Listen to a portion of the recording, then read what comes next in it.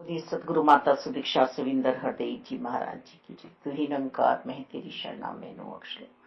सदगुरु स्वरूप प्यारी साध संगत जी, आप जी के पावन पवित्र चरणों में दासी अणिमा जी का मेरठ से कोटि कोटि धन्यवाद जी। संत निरंकारी मिशन के तीसरे सदगुरु बाबा गुरबचन जी, जिन्होंने 24 अप्रैल 1980 में शहीदी का जाम पिया। जुनूनियों ने इन्हें अपनी गोलियों से छन्नी कर दिया। गुरु वचन है, गुरु वचन कहीं जा नहीं सकते हैं, जिनका आज तक हम पालन कर रहे हैं, पर देह हमारे रहवर की चली गई। इनका जन्म 1930 10 दिसंबर को शहंशाह बाबा अवतार सिंह जी वह जगत माता बुद्धवंती जी के घर हुआ था।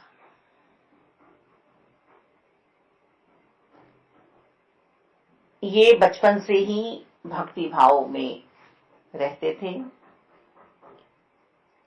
इनके घर का ही माहौल संतों महापुरुषों वाला था। प्रभु चर्चा हुआ करती थी। सदगुरु बाबा अवतार जी ने, संत निरंकारी मिशन के दूसरे सदगुरु जी थे, उन्होंने अपने सदगुरु बाबा बूटा सिंह जी को अपने ही घर में रखा हुआ था।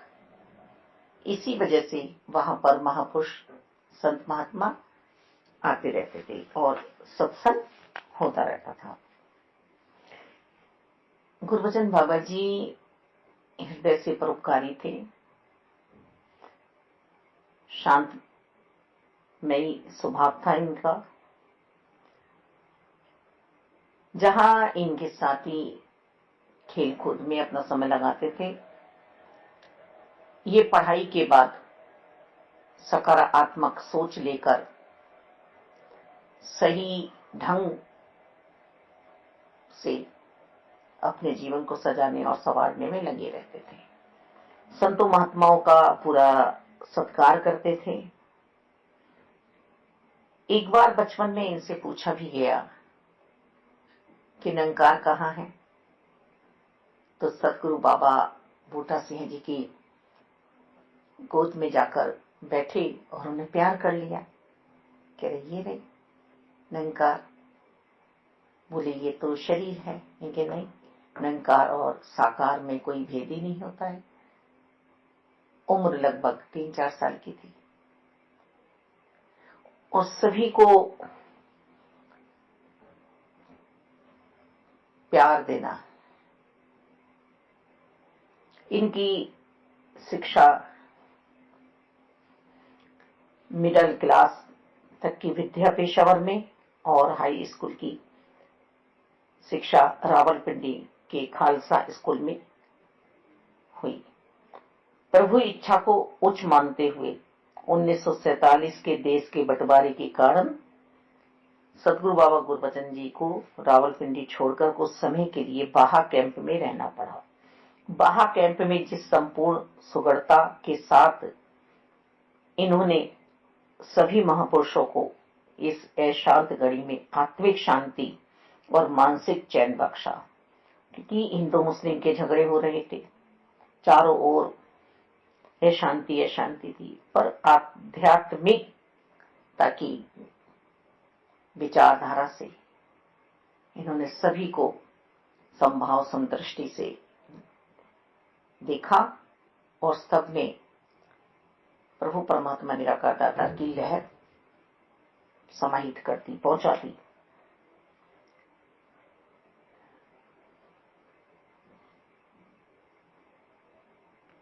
जहां इतने दंगे थे वहां शांति का वातावरण पैदा कर रहे थे। हम सभी एक परमपिता परमात्मा के बच्चे हैं। फिर कौन अलग है, कौन जुदा है आपस में। ऐसे ही एकता की बातें करते, पाठ पढ़ाते। जब शरणार्थियां अपना खाना बनाते तो उन्हें सरकारी जो सामान मिलता वो तो बांटते ही बांटते, सेवा करते ही, पर जंगलों से लकड़ी लाते, अपने परिवार का भी भोजन बनवाते और दूसरों को भी मदद करते। जब पाकिस्तान से सब भारत आने लगे तो सतगुरु बाबा गुरबचन जी ने, जब ये गुरुगद्दी पर नहीं बैठे हुए थे, युवा थे, तब यही कहा कि मालगाड़ी से सामान दास ले आएगा, ये सेवा दास करेगा, आप सब जाइए। विवाह गुरबचन जी का 22 अप्रैल 1947 को कुलवंत कौर जी के साथ बड़े ही सादे ढंग से हुआ। दिखावे में कुछ नहीं रखा है। इन्होंने अपने बच्चों की भी शादियां सादे ही ढंग से की। संतान के रूप में इन्हें प्राप्ति हुई, एक सुपुत्र जी और 4 सुपुत्रियों की।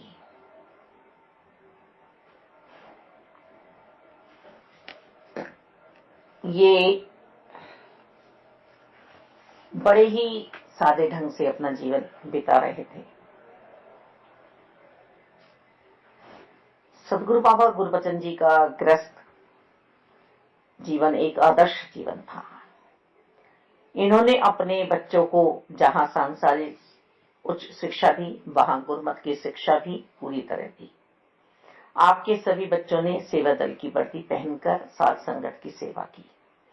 बच्चे बच्चे का सम्मान करना, हर एक को संत के रूप में देखकर सेवा करना और अनुशासन में रहकर संत निरंकारी मंडल की गतिविधियों में सक्रिय रूप में भाग लेना आप जी के बच्चों का स्वभाव बन चुका था। आप मोटर पार्ट्स का काम करते थे। आप एक अच्छे इंजीनियर थे, कुशल। आप को सेठ साहिब व भोला जी के नाम से संत महात्मा संबोधित करते थे। आप अपने पिता सतगुरु बाबा शहनशाह जी को, अवतार जी को गुरु रूप में पूजा करते थे। आप में बहुत ही नम्रता, समदृष्टि, उदारता और परोपकार की भावना थी। आपने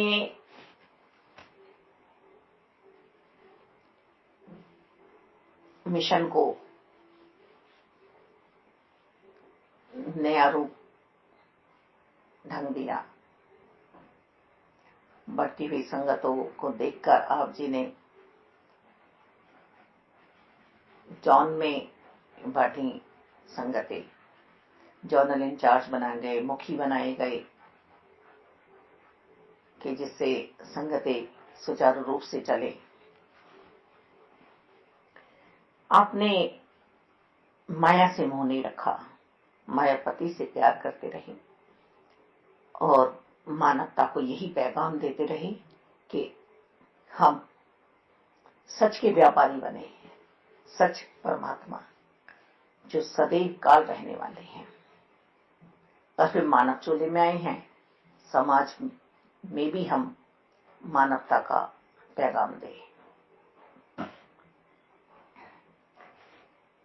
रजत जयंती संत निरंकारी मिशन की 25 वर्षों में जो प्रगति हुई थी, उसको संतों ने, महात्माओं ने सिल्वर जुबली समागम का नाम दिया और ध्यान बनाया कि इस शुभ अवसर पर इस अमूल्य शरीर को और पूज्य राजमाता कुलवंत कौर जी को नोटों द्वारा तोला जाएगा।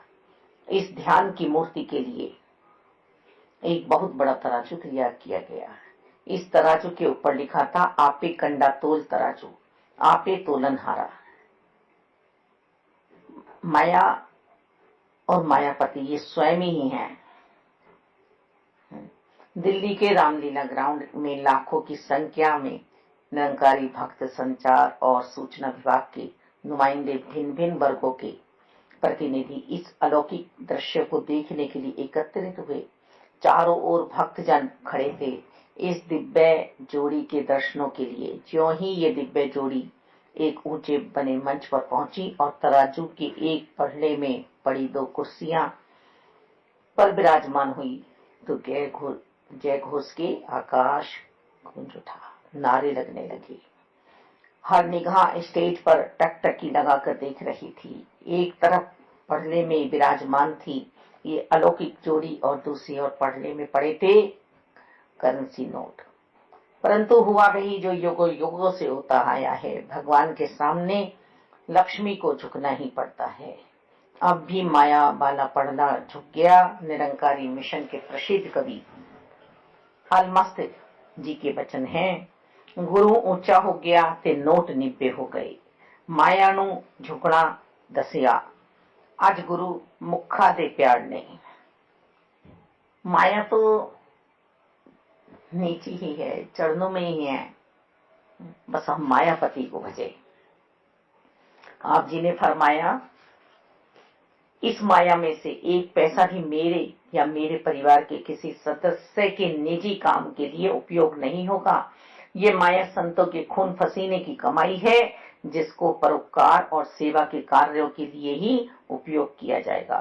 परिणाम स्वरूप कई भवनों पर फ्री डिस्पेंसरियां, कई स्थानों पर स्कूल और कई सत्संग भवनों में लाइब्रेरियां खोली गई। आप जी के स्वभाव में ही नेकियां भरी हुई थी कि किस तरह से हम समाज का सुधार करें। आपने नशाबंदी पर रोक लगाई कि घरों में कलेश हो रहे हैं, कोई नशा नहीं करेगा। जो कमाते हैं उसे नशे में उड़ा देते हैं रात को। घर में राशन नहीं डलता है। बहुत सोच समझ के इस बात पे आपने जोर दिया। नारी जाति का आपने सम्मान कराया। न दहेज लेना है, न दहेज देना है। सुयोग्य वर वधू देखकर विवाह करना है। अंतरराष्ट्रीय विवाह, कोई जाति पाति नहीं, कोई भेदभाव नहीं। और आपने नारी जाति का सम्मान करते हुए स्वयं अपनी धर्मपत्नी जी कुलवंत कौर जी को सिंहासन पर साथ बैठाकर ये सिद्ध कर दिया कि परिवार हो या समाज, नारी शक्ति को साथ लेकर चलने वाला ही ऊंचाई को प्राप्त कर सकता है।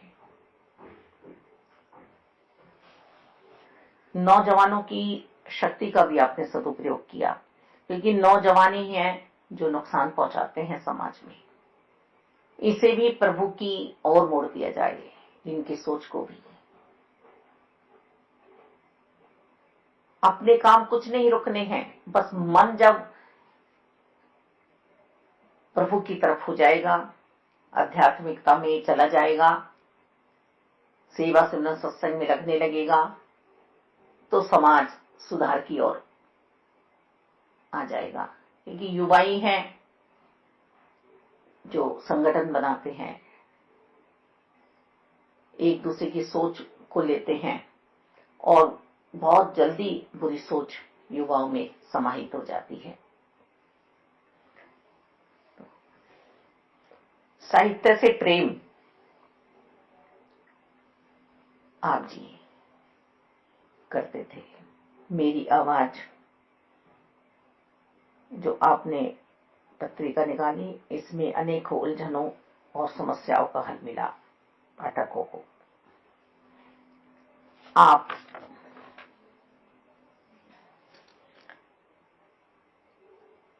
रीति रिवाजों से ऊपर उठकर आपने सदगुरु बाबा अवतार जी का, जो आपके सांसारिक तौर पर पिता थे, देह का संस्कार बिजली के शमशान घाट पर किया।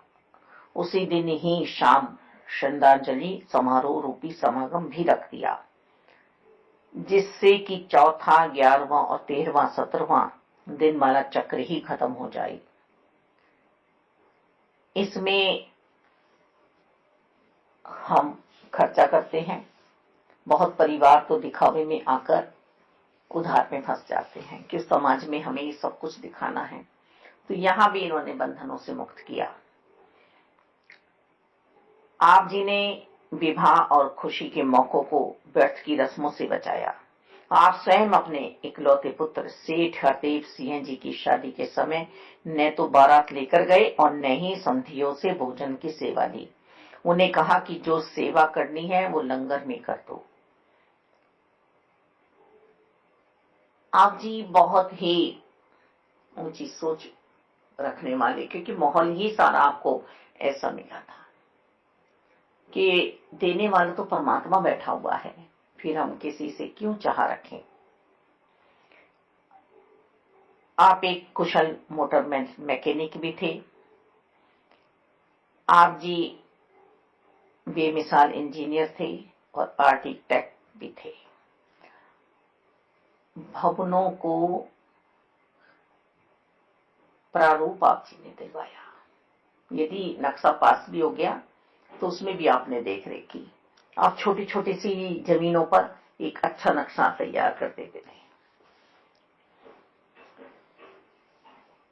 आपका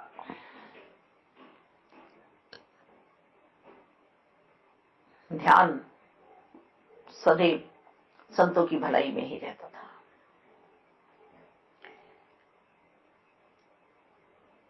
आपने हर शहर में भवन बनाने का आदेश दिया।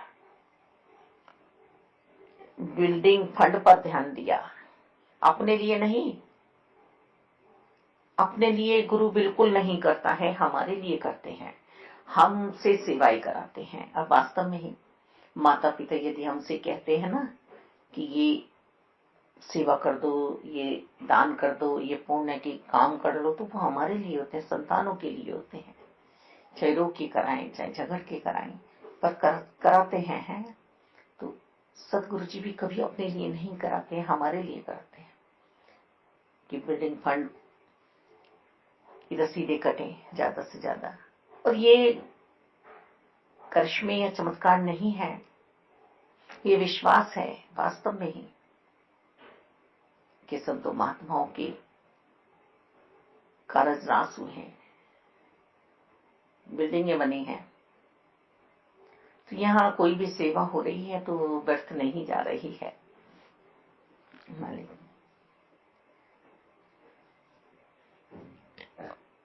आप एक अलौकिक किसान के रूप में भी सामने आए। एक बंजर भूमि पड़ी थी नंगारी कॉलोनी के पास ही। आपने अपने सूझबूझ से, नंगार की कृपा से ये दृढ़ निश्चय किया, पूरी लगन दिखाई, सेवा भाव न दिखाई कि इसमें भी सेवा की जाए। जबकि खेतीबाड़ी रिसर्च विभाग उसको बंजर साबित कर चुका था कि यहाँ खेती नहीं हो सकती है। आप जी ने पास में एक कारखाना था, वहां अनुमति ली, वहां का पाइप उस जमीन में छोड़ा गया, वहां से पानी आया, उसकी बुआई कराई, जुताई कराई, बोया गया, साथ स्वयं सेवाई की। वहां तो खेती लहरा गई, सब देखते रह गए। ये कोई चमत्कार नहीं है, विश्वास है कि मेहनत रंग लाएगी यदि हम करेंगे। संदेश है हमारे सतगुरु जी का। ये सतगुरु बाबा अवतार जी के ड्राइवर भी हुआ करते थे, स्वयं चलाते थे और कभी किसी को जताते नहीं थे कि मैं सदगुरु बाबा अवतार जी का सुपुत्र हूं, मुझे पूजिए। वरन उस समय में कार की व्यवस्था देखते कि कोई पुर्जा ढीला तो नहीं हो रहा है, सब ठीक ठाक तो है। कभी इन्हें जैसे कहा जाता अंदर जाके आराम कर लो, तो नहीं, आप अपनी सेवा कर रहे हैं, दास अपनी सेवा कर रहा है। ड्राइविंग सीट पर बैठकर ही सत्संग का आनंद लेते थे। तो इन्होंने हमेशा निरंकार की रजा में रहकर जीवन जिया। सदगुरु मर्यादा पुरुषोत्तम होते हैं। आप लंबी लंबी सैर करते थे, आप व्यायाम, सैर, खेल, स्वच्छ और पौष्टिक भोजन करके सबको यही संदेश देते थे कि हमें शरीर को भी स्वस्थ कैसे रखना है। आप सुबह ही उठकर बैडमिंटन खेल लेते थे कि जिससे सब अपने शरीरों का भी ध्यान रखें और एक को जानो, एक को मानो, एक हो जाओ, इस पर जोर दिया करते थे। यदि शरीर अस्वस्थ है तो होम्योपैथिक दवाई ले लीजिए, ये साइड इफेक्ट नहीं करेंगी। आपने देश विदेशों की यात्राएं की, मिशन की आवाज को सब जगह पहुंचाने का आपने बीड़ा उठाया।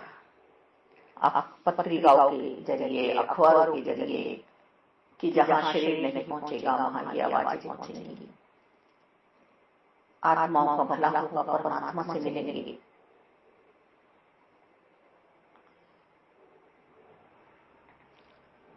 आपने बहुत ही श्रद्धा भाव से सत्य की आवाज,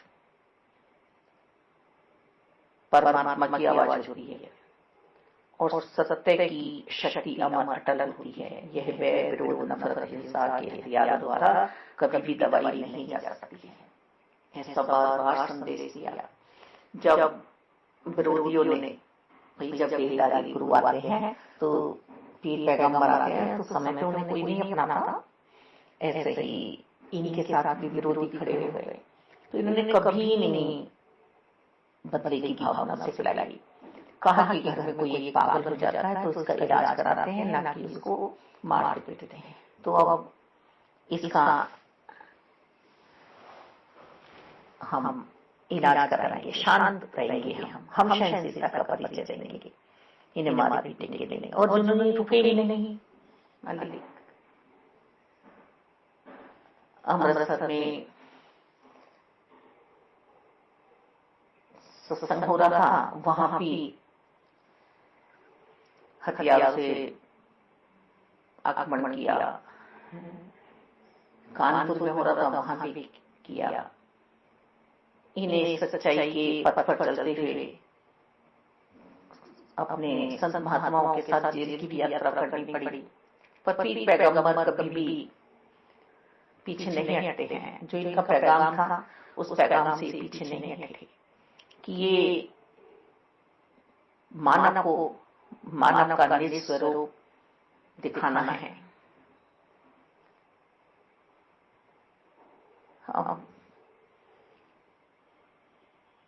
मानवीयता दिवस 24 अप्रैल को रक्तदान शिविर 24 अप्रैल को लगाया जाता है, इसीलिए कि खून नालियों में नहीं, नाड़ियों में बहना चाहिए। क्योंकि गुरुवचन बाबा जी का ध्यान जो था वो सच्चाई की ओर था, मानवता की ओर था। तो सभी ये याद रखें कि ये सत्संगकारी मिशन बैरभाव का नहीं है, ईर्ष्या का नहीं है, नफरतों का नहीं है। ये मिशन प्यार का मिशन है। और यही 14 अप्रैल 1980 के मानव एकता सम्मेलन चंडीगढ़ में गुरबचन बाबा जी ने कहा था कि एक गुरबचन का शरीर चला भी जाएगा तो मिशन में बच्चा बच्चा गुरबचन बन जाएगा। ये सत्यता की आवाज है, ये कभी समाप्त नहीं होगी, इसको कोई मिटा ही नहीं सकता। युगों युगों से ये सत्य की आवाज दी जा रही है। शरीर बदलते हैं पर ज्ञान परमात्मा का ही दिया जा रहा है। हम सभी श्रद्धा सुमन चढ़ाएं इन नेकियों से भरे जीवन को जो हमने जीते हुए देखा और सुन रहे हैं। इन पद चिन्हों पर हम चल रहे हैं। मालिक, मैं क्या हूं क्या हस्ती मेरी, आप करे हो मेरा नाम। हे सतगुरु जी की कृपा है। सतगुरु जी की जीवनी हम मुखारबिंद से बोल सके, वो शब्द हम ला सके, नहीं हो सकता। मालिक दाता, सतगुरु जी जैसा जीवन जीते हैं उसके तो हम कितने कितने विभाजित टुकड़े कर लें, फिर भी हम नहीं बोल सकते। कुछ यहाँ पर सेवा करने की आप जी ने लगता लगाई। बहुत प्यारा जीवन, बहुत प्यारा जीवन। दासी को बलिहारी जाती है सतगुरु जी। धन्यवाद।